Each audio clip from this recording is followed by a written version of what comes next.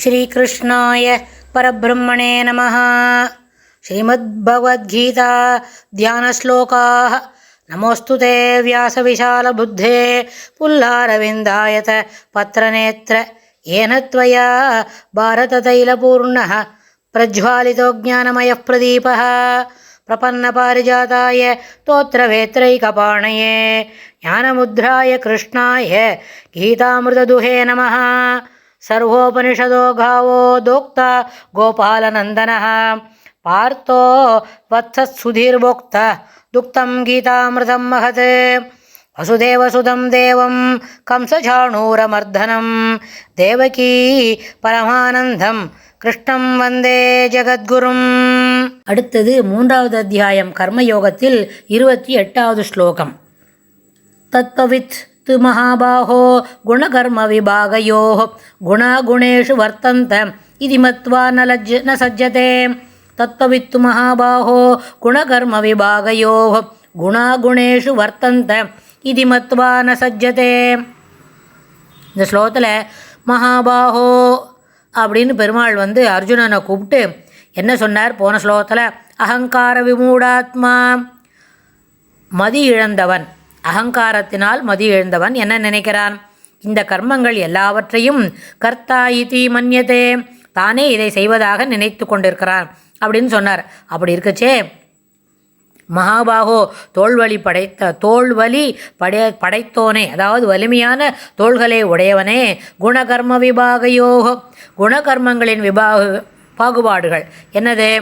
சத்துவம் ரஜஸ் தமஸ், இது 3 இதுலேயும் தத்துவவித்து உண்மையை உணர்ந்தவன்.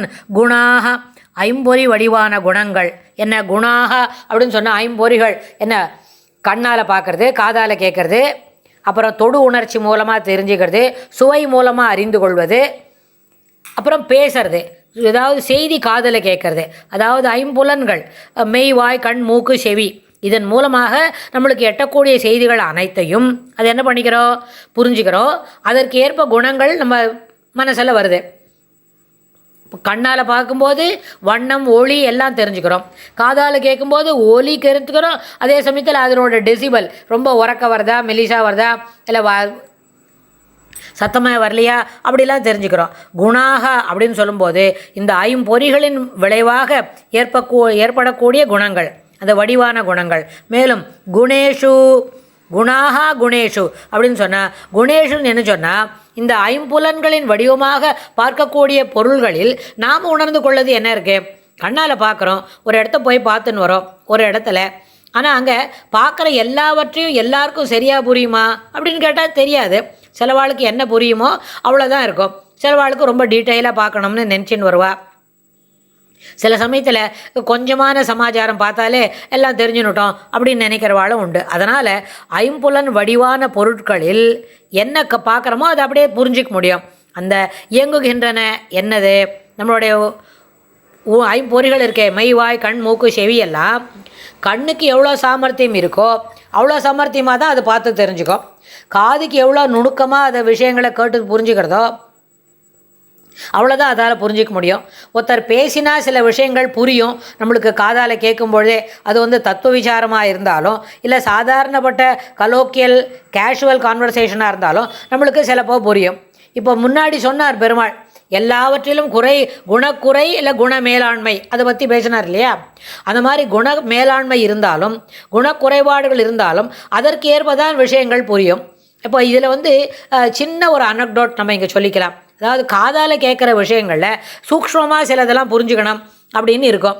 அதாவது சங்கீதத்தில் சொல்லி கொடுக்கும்பொழுது சில நோட்டெல்லாம், அதாவது ஸ்வரஸ்தானங்களில் எது எது எங்கே நிற்கிறது அப்படின்னு கேட்கும்பொழுதே புரிஞ்சுக்கணும். சில ராகத்தில் என்ன பண்ணுவோன்னு கேட்டால் போகும்பொழுது, அதாவது மேல் ஸ்டாயில் பாடும்பொழுது சில நோட்டெலாம் கேட்கவே கூடாது. சில காந்தாரமோ சில என்ன பண்ணணும் ரிஷபமோ அங்கே கேட்கக்கூடாது. ஆனால் அதே ராகத்தில் திரும்பி வரும்போது நீங்கள் என்ன தான் ஒன்றா தெரியுமா, நுணுக்கமாக யோசித்து சரியான பிளேஸில் அந்த ராகத்தில் இருக்கிற அந்த நோட்டில் அந்த தெய்வதமோ ரிஷபமோ நிறுத்துகிறோம்னு சொன்னாலும் அப்படி நிறுத்தும்போதே அதில் கூட என்ன கேட்கும்? வேறு 300 ஸ்லோகமும் கேட்கும் தான். இதை நம்ம என்ன பண்ண முடியாது, தவிர்க்க முடியாது. ஆனால் இப்படி சொல்லறதுன்றது நம்ம காது கேட்குறது இல்லையா, அந்த காதில் சூக்ஷ்மமாக அது காது கேட்டுடும்.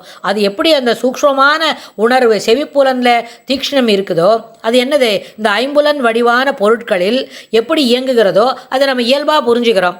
அதுபோல் இது என்று இவ்வாறு நம்மளால் புரிஞ்சு கொள்ள முடியும் என்பதை உணர்வதே என்ன பண்ண மாட்டான், அவனுக்கு என்ன சஜ்ஜதே, ஒருபொழுதும் அவனுக்கு பற்று இல்லை.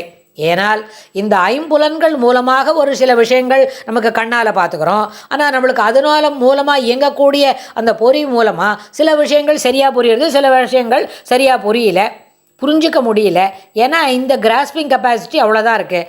அப்படின்றத புரிஞ்சிக்கும் பொழுது இதில் என்ன இருக்குது, எந்த விதமான பற்றும் இல்லை. நம்மளுக்கு இதை புரியல, எல்லாமே டெம்பரவரி தான். ஒன்று, எல்லாராலையும் எல்லாவற்றையும் சிறப்பாகவும் இயல்பாகவும் குண மேலாண்மையினோடும் புரிந்து கொள்வது சாத்தியமில்லை அப்படின்னு வேறு பெருமாள் சொல்லி புரிஞ்சுக்கணும். இதை புரிஞ்சுனுட்டா இந்த அடிப்படையில் எப்பொழுதும் குணக்குறைவு ஏற்படாது. ஏன்னா இந்த சத்துவம் ரஜஸ் தமஸ் இருக்கே, அது இயல்பாக உள்ளது, பிரகிருதி சம்பந்தப்பட்டது.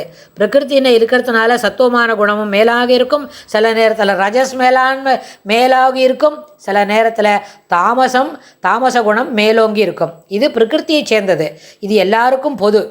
இதிலிருந்து விலகி இருக்கணும்னு சொன்னால் சில நேரத்தில் என்ன பண்ணோம், எதுவான ஒன்று மேலோங்கி இருக்கும் பொழுது அதற்கேற்ப தான் நம்மளுக்கு விஷயங்களை புரிந்து கொள்ள முடியும் அப்படின்னு பெருமாள் இந்த ஸ்லோகத்தில் சொல்லிக் கொடுக்குறார்.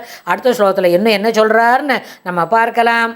ஸ்ரீகிருஷ்ணாய துப்யம் நமஹ.